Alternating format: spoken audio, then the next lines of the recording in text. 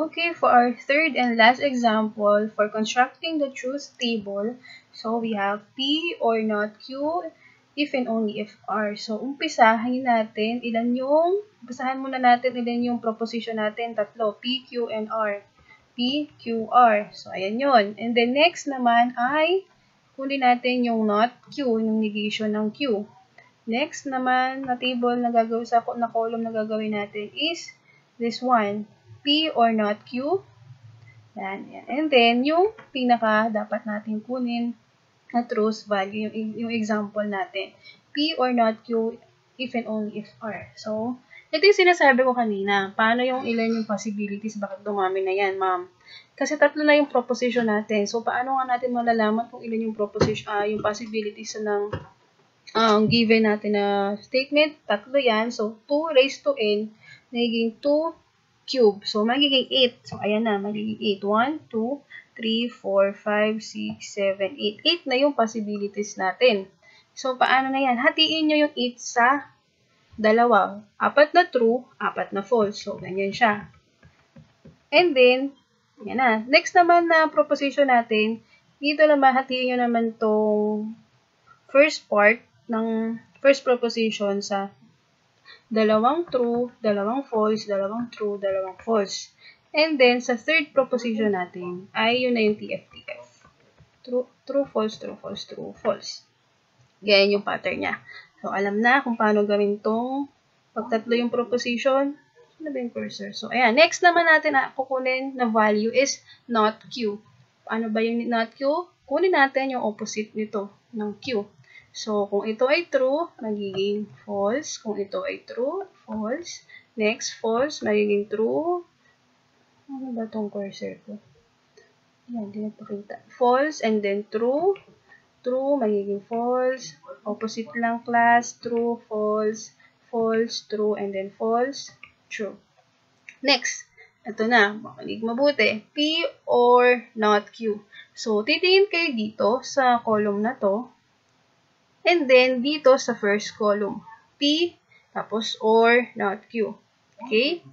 Dito sa first and fourth column, paano yan? So, takpan muna natin para di kayo malito. Ignore nyo muna yung Q, tsaka yung R. So, ano nga yung operation natin, o yung, connective natin is OR. Sa OR, tatandaan, basta may true na yung proposition, yung given proposition, magiging true na yung value yun. So, dahil TF, magiging true, TF, true pa din.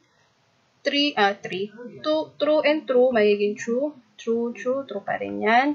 False, false. Ayan na, wala tayong nakitang true, false yan.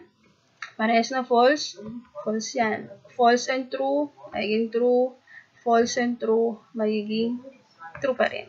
Tandaan, sa disjunction, basta may true na kayo nakita, magiging true na yung value nun. Ayun na yung pinaka-technique para hindi malito. So, nakuha na natin yung P or not Q. Ngayon naman, ito na, yung dapat natin talagang kunin na truth value. Yung P or not Q if and only if R. So, paano yan? Ito yan. Dito kayo titingin sa fourth column, tsaka sa R. So, magiging ganyan siya. So, nakakalito, di ba? So, ang gagawin natin, takpan natin to para hindi kayo malito. Yan. Takpan nyo muna yan. Dito kayo mag-focus sa column na R. Ito lang yung titingnan nyo, yung P or not Q, and then yung R. So, ang operation natin o yung connective natin is if and only if. Ano nga yung rules sa if and only if or sa biconditional? Kailangan parehas yung premise at yung conclusion ay true para yung value nun is maging true.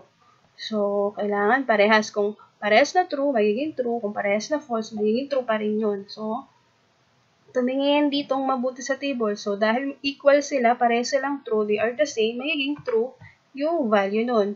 So, pero ito unahin nyo palagi, ha? Lagi kung ito yung premise natin, ito yung conclusion natin. So, true and false, magiging false yan. True and true, true pa rin yan. True yan. True and false, magiging true. False and true, hindi sila the same, false. Ito, false and false, they are the same. So, biconditional, magiging true. And then, ito na sana yung cursor ko na naman. Ito, true and true, magiging true, and then true and false, they are not the same, so magiging false. Ayan, na-construct na natin yung truth table natin. So, anong klaseng argument to? Valid ba or invalid? Sabi kanina sa description natin o sa definition ng valid argument, kailangan all premise and yung conclusion natin ay maging true. So, dahil may false na dito, yan, may false na. So, it is invalid argument. Okay? So, sana po ay natuto tayo kung paano gumawa ng truth table given the compound statements. So, next naman natin dapat yung matutunan is truth value of complex statements. Find the truth value for each proposition given that P is true, Q is true, and R is false. So, ang value ni P is true, ang value ni Q is true, and then yung R natin is false. So, for example number 1, tumingin mabuti, sana mag-focus kayo dito, P and Q, o P or Q and R. So, quantity of P and Q or R. Paano yan? I-substitute lang natin yung mga value. Si P ay true, Q ay true, and then yung R ay false. So, paano yan? Ito yun. P is true, tapos or disjunction, and then yung Q natin is true. Next naman, and R, yung R natin is false. So, unahin muna natin itong parenthesis. Kunin natin ito. Anong value niyan? True or true. This is a disjunction. Sa disjunction, basta may true, magiging true na yung value niya. So, and false. Ito yun. And false. So, ano tong connective na to? This is conjunction. Sa conjunction, dapat parehas. Yung value niya is true. Kasi pag may false na, magiging false na yung value niya nun. So, that is false. Okay? Na-absorb ba? Sana na-absorb natin o na-absorb ninyo. Next naman is example number 2, P or quantity of Q if and implies R. Okay? So, translate lang or substitute lang natin yung mga value ng P, Q, and R kung true or false sila. Yung P natin, P is true, tapos and then yung quantity natin, quantity Q implies R, yung Q is true, and then yung R is false.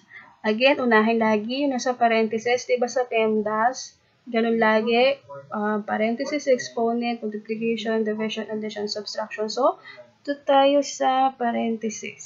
So, ito muna yung kukunin natin na value. T, true implies false.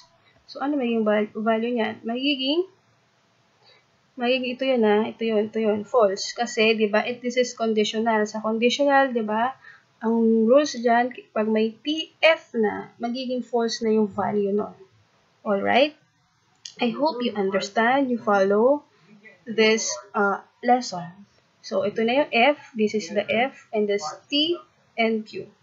So, true and false. So, ano na yan? And pa din. So, magiging false pa rin yan. Kasi sa conjunction, di ba, dapat pareho silang true. Yung proposition natin ay the same na true para maging true yun sa conjunction. Next na example natin is P if and only if Q or R. So, substitute natin yung mga value nila. Si P is true, Q is true. Yun yung sa given natin. Sana kuha yan, ha? Sinubstitute lang natin yung given natin. So, true if and only if true. And then next naman is or R. Ito yung or false kasi yung R natin is false. So, kunin natin yung value muna nito. T if and true if and only if true. So parehas sila, 'di ba? Sa biconditional, kapag parehas yung value ng premise and conclusion, nagiging true na yung value nun. So this is true, and then this is or false. Ito 'yun, or false. Sana ay nasundan. So T, true or false is what? This is a disjunction, right? So sa disjunction, basta may true na, magiging true na yung value nun.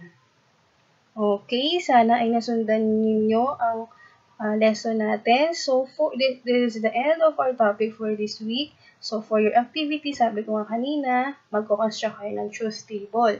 Construct the truth table